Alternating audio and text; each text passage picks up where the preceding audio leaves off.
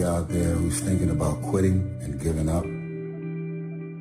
Somebody who has been praying for years for things to turn around.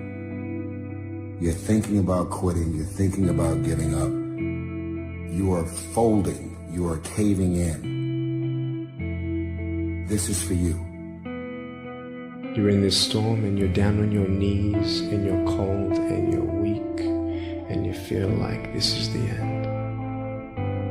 You have a choice to either give up or keep going. Give up or get up. Don't give up.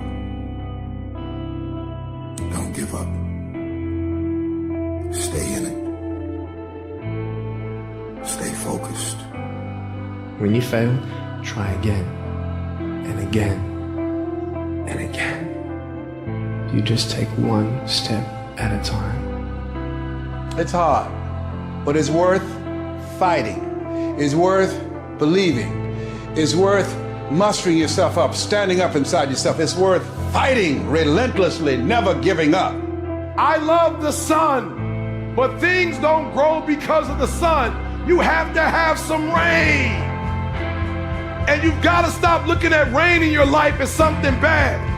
My greatest moments didn't come from my greatest moments. My greatest moments came from my greatest defeats.